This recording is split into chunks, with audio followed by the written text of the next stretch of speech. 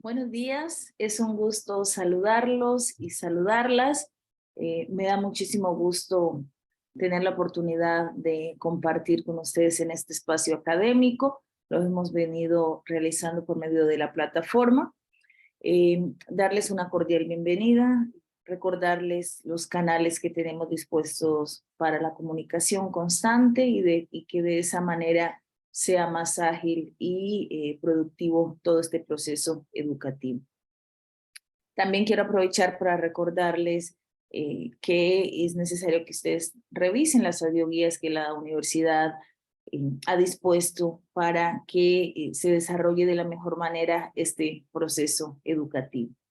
Sin más preámbulos, vamos a iniciar con la revisión de un tema que es de suma importancia para todos los docentes y es el proceso comunicativo en la labor del docente. Para ello, retomamos los planteamientos de Manuel Humberto Alaya, quien nos permite analizar cuál es la labor del docente como comunicador. Es decir, qué es lo que se requiere para que la comunicación en el aula sea asertiva, para que se desarrollen estos procesos de comunicación, para que no hayan ruidos que vayan en detrimento de esta calidad educativa. A partir de este preámbulo que acabamos de realizar, retomamos las principales ideas de este autor, quien nos plantea que es imposible no comunicar.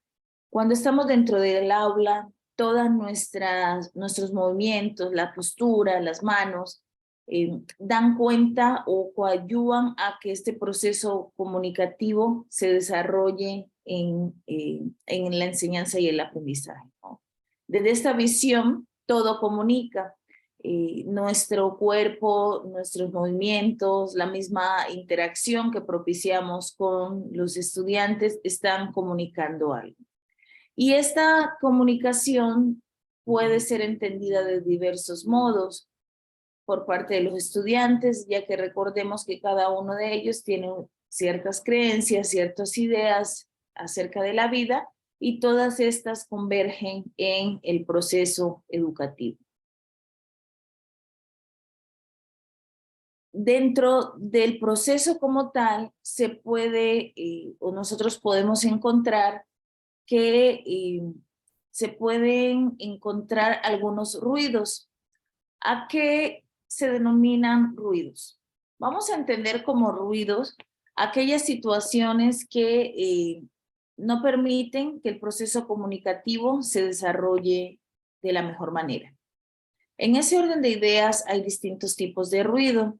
El ruido psicológico lo vamos a entender como aquellos estados de ánimo, aquellas situaciones emocionales que vive el estudiante y que le permiten responder de una u otra manera a todo el proceso educativo.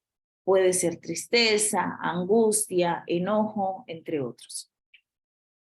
El ruido fisiológico son aquellas incapacidades o molestias que se producen cuando estamos en el aula de clase. Puede ser que el estudiante ya traiga esa incapacidad en el caso de situaciones o disminución visual o que tenga algún problema auditivo, alguna enfermedad, entre otros, ¿no? Pero hay también otros ruidos que en el caso del contexto como tal pueden presentarse, tales como el cansancio, el hecho de que hay estudiantes que asisten con hambre a las instituciones, entre otros. Ahora, hay un ruido semántico cuando las palabras que nosotros utilizamos en el proceso comunicativo pueden ser confusas para el estudiante. O también cuando tratamos de utilizar este vocabulario demasiado sofisticado que los estudiantes no conocen. De esta manera, pues no llega el mensaje al estudiante. Hay ruidos técnicos cuando nosotros presentamos, por ejemplo, textos que están manchados o que son confusos o que les hace falta alguna palabra, o también algunas interferencias en términos de tecnología que provocan que no haya un buen desarrollo de la actividad. Y los ruidos ambientales son aquellos que son ocasionados por el medio ambiente, como la lluvia, el frío, el calor, y algunos que se producen, digamos, los que tienen instituciones o trabajan en instituciones, están cercanas a aeropuertos, a autopistas demasiado transitados, a iglesias, y también los estudiantes que asisten con sus teléfonos y no los ponen en silencio durante la clase. Entonces, todos estos ruidos pueden propiciar que no haya una buena comunicación entre el docente y el estudiante. Aunado a lo anterior, es necesario resaltar que el sistema de comunicación que establezca el docente le va a permitir desarrollar credibilidad con sus estudiantes. ¿Qué quiere decir esto? Que los estudiantes van a tener como esa posibilidad de identificar cuáles son las habilidades que tiene el docente para comunicar sus saberes, ¿no? Y esta habilidad pues va relacionada también con esta posibilidad de hablar desde diferentes ángulos, de establecer relaciones, de ser una persona entusiasta, de preguntar, de buscar empatía, entre otros, ¿no? Cada persona tiene su propia manera de hablar. De acuerdo también con los planteamientos de este autor, el profesor como comunicador activo no nace, se hace a partir de estas relaciones que venimos estudiando y a partir del conocimiento que tiene de su disciplina y cómo provee diferentes herramientas para comunicar su saber. Recordemos también que en el caso de la lengua es un elemento que nos permite desarrollar el pensamiento, desarrollar ideas, compartir con otros y dar cuenta sobre todo de este saber disciplinar. Es necesario que cuando nosotros estemos trabajando dentro de un aula de clase, establezcamos algunas reglas para comunicar.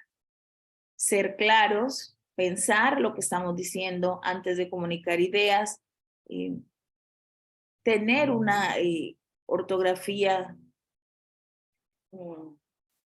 prudente para el nivel de estudio en el que estamos. ¿Y a qué me refiero con esto? Si estamos trabajando con niños y le escribimos de forma errónea, pues él va a aprender estos conceptos. Lo mismo sucede si dentro de la universidad estamos escribiendo algo, compartiendo algo y hay errores de ortografía, pues esto va a ir en detrimento de la credibilidad, como lo mencionábamos anteriormente.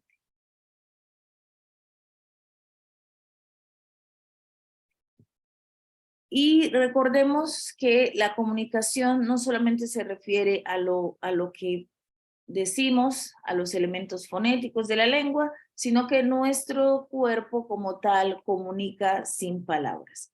El cuerpo comunica aún sin que nosotros estemos pensando o estemos dándole permiso para que comunique. Nuestra cara nos muestra o les muestra a los demás qué es lo que estamos sintiendo, qué es lo que las palabras en ese momento no están diciendo, se transmite por medio de nuestras expresiones faciales. Y el cuerpo también es un elemento que merece la atención porque el cuerpo habla. Y en este caso referimos lo que se conoce como las manos delatoras. Las manos son un elemento que nos va a permitir a nosotros comunicar o aclarar, enfatizar acerca de ciertos temas.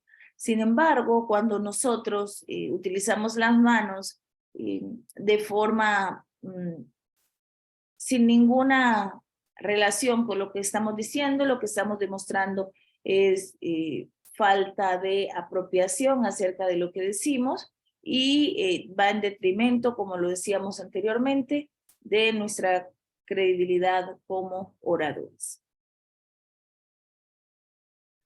Hay distintas facetas del profesor. Hemos visto del profesor como comunicador, pero también está el profesor como tecnólogo, el cual consiste en que como docentes debemos estar al tanto de todas estas herramientas que nos hacen o nos facilitan la actividad escolar, que también van sumando a esta idea de la relación entre tecnología y educación. El profesor como interrogador se refiere a aquel docente que realiza preguntas, que está pensando qué cuestionamientos permiten o van a ayudar a conducir este diálogo que se establece en el aula de clase. Y para ello se proponen distintos tipos de preguntas simples, preguntas que exijan, preguntas que les permitan al estudiante ir más allá de lo que están diciendo en el momento. También cuando se realizan estas preguntas es necesario que se dé un tiempo prudencial para que los estudiantes puedan pensar una respuesta oportuna al cuestionamiento que se está realizando. El profesor como pensador crítico se encarga de estar en constante interpretación, estar investigando, estar valorando, dialogando y reflexionando. Y realiza lo que se ha propuesto por Levin como los 7 pasos de este proceso, ¿no? De un proceso interno que le permita dar cuenta. Ustedes pueden ver algunos de ellos aquí en la pantalla, como la enumeración de hechos o datos, revelación de los puntos de vista, describir su pensamiento, buscar errores, buscar ayuda cuando la necesita, entre otros.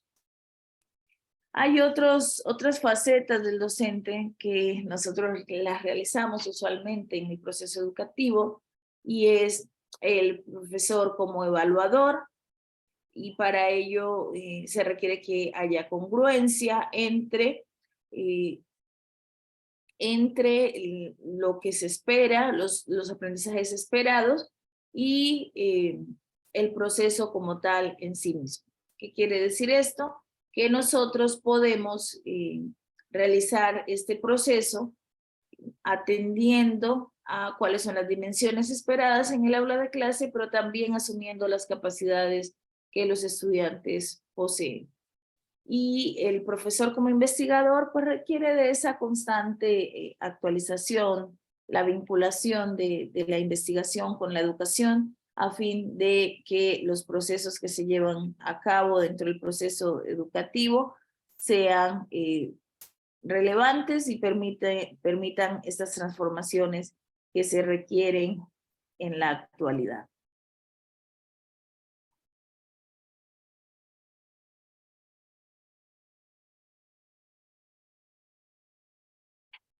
En esta idea de entender el profesor como comunicador, es necesario preguntarnos qué han de saber y saber hacer los profesores.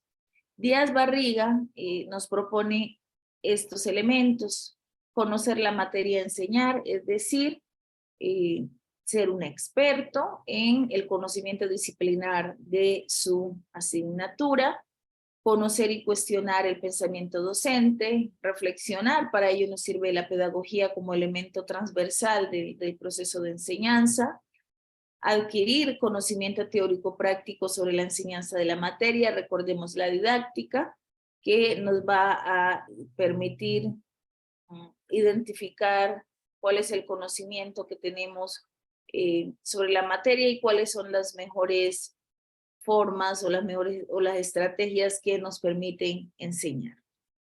Crítica fundamentada de la actividad habitual. Recordemos nuevamente la reflexión constante del proceso educativo por medio de la pedagogía, y saber planear, saber preparar clases, diseñar apoyos, crear un clima favorable. Nuevamente la didáctica como elemento transversal del proceso educativo. Se busca entonces también enseñar conocimiento que sea estratégico, que le permitan a los estudiantes desarrollar distintos procesos, que les permitan ir más allá del conocimiento teórico, y el saber evaluar nos va a permitir identificar cuáles son los aprendizajes que los estudiantes ya tienen, cuáles son los aprendizajes que se requieren, que requieren un mayor acercamiento, que requieren estrategias diversas para poder llevarse a cabo, para poder cumplirse de la mejor manera. Aunado a lo anterior, nosotros podemos ver que la investigación es un elemento transversal, como les venía planteando anteriormente, que nos permite cumplir con nuestra tarea educativa. La tarea educativa es una tarea que requiere de innovación constante, y para ello se requiere que estemos pensando siempre la actividad pedagógica, que estemos pensando en las mejores maneras para comunicar nuestro saber y para develar lo que conocemos. A partir de este breve panorama sobre lo que es el profesor como investigador, recordemos que el profesor es investigador, es comunicador, es creador, es artista dentro del aula de clase para poder cumplir con su tarea educativa, una tarea que está mediada por todos estos procesos tecnológicos que nosotros llevamos a cabo y que nos permite ir más allá, que nos permite que los estudiantes conozcan acerca de la disciplina que enseñamos, y también nos va a permitir profundizar en otras dimensiones con el fin de identificar estrategias de acuerdo a los contextos para crear también teoría educativa. Para finalizar esta breve presentación, vamos a revisar un corto video de 2 minutos en el cual nosotros recapitulamos toda esta información que se presentó el día de hoy.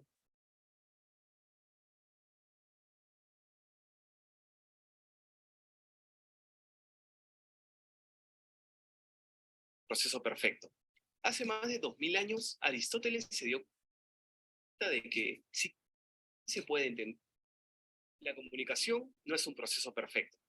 Hace más de 2000 años, Aristóteles se dio cuenta de que, si bien se puede entender a la comunicación como un proceso en el que alguien le dice algo a alguien, existe una serie de barreras que interfieren en ella, y por eso el mensaje suele llegar deformado al receptor o no llega. Pensemos en ti, profesor, llegando a clase motivado para darles algo interesante e importante a tus alumnos, pero saliendo más tarde, con la sensación de que no lo has conseguido. ¿Te ha pasado? Analicemos la comunicación dentro del aula. Hay un emisor, varios receptores y un mensaje. Pero también hay múltiples barreras que la atraviesan. Las del entorno, que afectan la comunicación con todo el grupo. Y las personales, que actúan en cada individuo aisladamente. Hay que considerar que los estudiantes están pasando por un proceso de enseñanza-aprendizaje mucho más amplio que nuestro curso. Se están formando como profesionales y reciben constantemente distintos tipos de información de diversas fuentes. Los profesores somos los expertos responsables de guiar ese aprendizaje, pero no olvidemos que los alumnos son los personajes centrales de la comunicación en el aula. De acuerdo a Aristóteles, el objetivo de la comunicación es producir algo en el receptor. El proceso de comunicación solamente será exitoso en la medida en que consigamos impactar a nuestros estudiantes. Un profesor no transmite ideas, las analiza, las desmenuza y deconstruye junto con sus alumnos para que puedan apropiarse de ellas y reconstruirlas de acuerdo a sus propias estructuras mentales. En estos procesos de aprendizaje, las variables emocionales son determinantes en la relación entre alumno y el profesor. Según estas variables, se distinguen hasta 3 tipos de relación alumno-profesor en el aula: las de agresión, indiferencia y colaboración. Las de agresión e indiferencia pueden iniciarse con acciones y actitudes que podríamos percibir como normales, pero suelen desarrollarse. Se extienden al resto del grupo y terminan entorpeciendo la comunicación. Relaciones de colaboración, las cuales son empáticas y saludables dentro del grupo de trabajo, son las que buscamos alcanzar. Por lo que es importante entender que estos procesos requieren del aporte y participación del grupo. Este tipo de relaciones son las que generan los procesos de aprendizaje más gratificantes y enriquecedores.